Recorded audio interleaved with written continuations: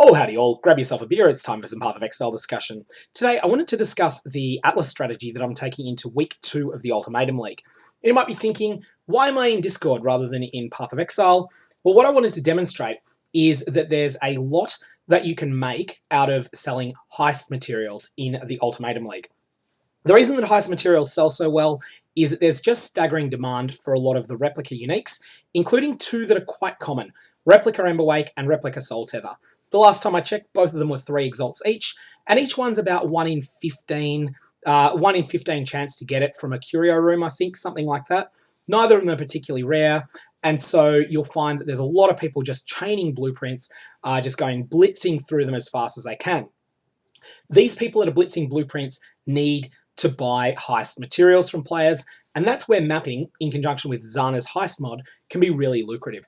So this is a Discord channel called The Forbidden Trove, and specifically the bulk-heist-WTS-UTSC section of that Discord.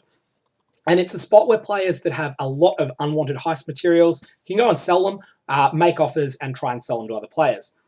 Among other things, you'll find that there is big demand for any contract that requires Gianna to do it. So in particular, there's contracts that require deception as an ability. They are generally selling for anywhere from 22 contracts to 18 contracts per Exalted Orb at the time that I'm recording this video. So that's going to be 1 in 9 of the contracts that you loot from the ground. Additionally, a lot of the other contracts like lockpicking, demolition, players are grabbing them just for the loot, and those ones are selling pretty well as well. Not quite as much as 0.05 exalts per contract, but you will get something like 1 exalt per 30 contracts for those two, maybe 1 per 40. And even the ones that no one really wants, like Brute Force, you will also find a number of those sell for like 2 chaos or so each. On top of that, you'll get blueprints. Blueprints sell well. There are 2 types of blueprints. There are ones that drop normally. Those will sell for about 20 chaos each. And then there are ones that drop fully unveiled. When you get a fully unveiled blueprint, you've hit a jackpot. They sell for about 250 to 320 chaos at the time that I'm recording this video. So that is all of the discussion of heist stuff, why you might want it even if you're not interested in heist yourself, and what you can get for it. I guess the last thing to say is that you get about 500 heist coins per smuggler's cache that you open as well, and they're selling at about 320 to the chaos orb at the moment, so 500 of them is a chaos and a half as well. So let's jump into the game at this point. And now that we're sitting on the Karui shores and we are no longer fighting the texture streaming gods, let's have a quick look at the way the Atlas itself is set up. Firstly, 4 watchstones in Lira Arthain. That's important. The fact that Drox is there at the moment doesn't really matter, but there are 4 watchstones in this region of the Atlas. Second, we have no more than 3 watchstones in each of Turn's End, Lex Proxima, and Veldo's Rest. You may have less than 3 if you wish, but you must not have 4. Finally, we have no more than 2 watchstones in New Vastir, Haewark Hamlet, Glennach Cans, and Lex Ejoris. The overall effect of this is that my Atlas contains no maps of tier 14, 15, or 16, except for maps within Lira Arthain. And Lira Arthain is the region of the Atlas that has heist mechanics. Finally, you're going to want at least 4 Maven Points in Lira Arthain. Ideally, you'll have 6, and while you are following this map strategy, you will be able to get to 10 as well. So you can see that I'm currently sitting at 6 points in Lira Arthain.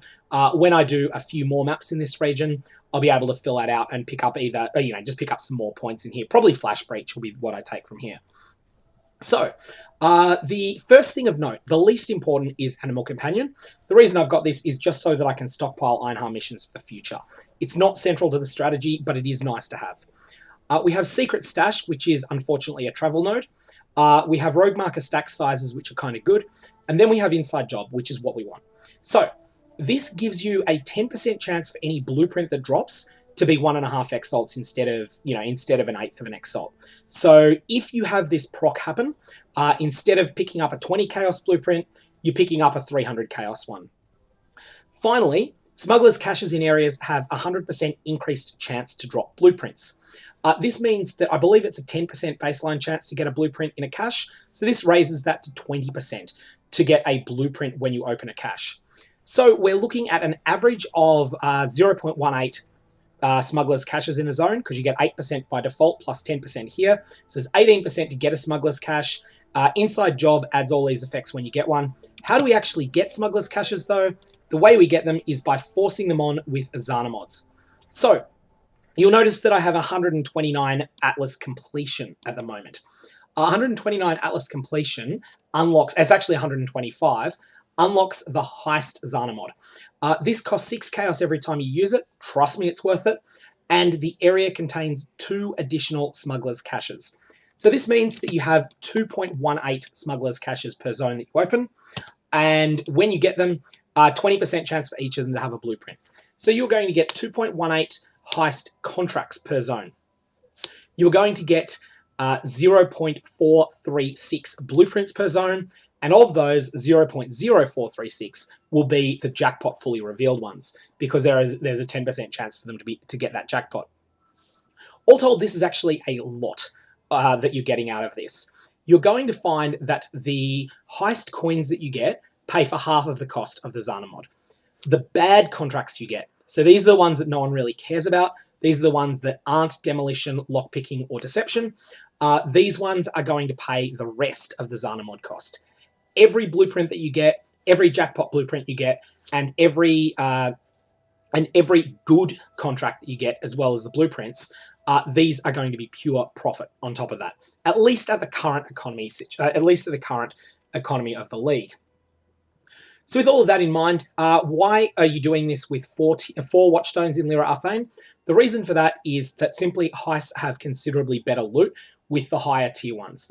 Deception contracts people can use even a 0 Watchstone, even a contract that you loot with 0 Watchstones will be fine.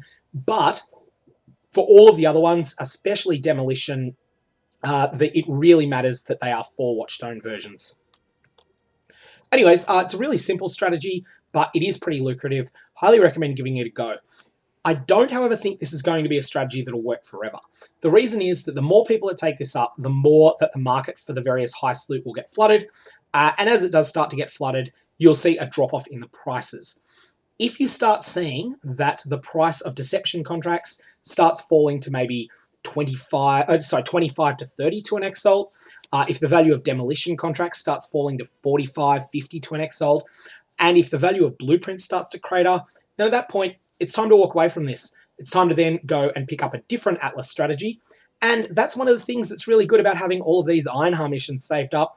If you do end up going that way, 1 point, 2 points, 3 points, 4 points gone, add in all of the rest of the Einhar stuff, and then go and hunt some stupid beasts in Lira Arthain. You're already set up for it. Lastly, you will be able to do this whilst progressing your Watchstones somewhat. At the moment, my Watchstone situation is that I've got all 4 Watchstones in all the inner regions, plus 1 or 2 in each of the outer regions. What you'll be doing here, early on you'll get all of the rest of the Lira Arthain Watchstones, and then once you've done that, you'll start getting Maven 10-way boss fights as well. And then at that point, Maven 10-way boss fights will drop you Lira Arthain locked Watchstones, which will be the craftable ones. They're better than the ones that are the classic Watchstones. And so you'll be able to make a fair amount of progress. You will hit a point, though, where you'll need to leave Lira Arthain, and I expect to hit that at about 29 Watchstones in progress. At that point, you can decide, do you want to stick with doing this, keep doing it at 29, or do you want to just go and get the last Watchstone somewhere else? That's entirely up to you. Anyways, that's all I got on this strategy. If you've got any comments or questions, fire away below. If you found anything ridiculous in Heist, let me know. It certainly has replaced Lex Ejoris mapping with Pathological. Since the nerfed Pathological, the best way in the game to get your maps that have got delirium layers applied to them is definitely from running demolition-themed heists. So this is something that will help you source delirious maps as well, if that's something you're wanting to get into later in the league. Lots of options, but I'm going to leave it there. I hope you have a good one.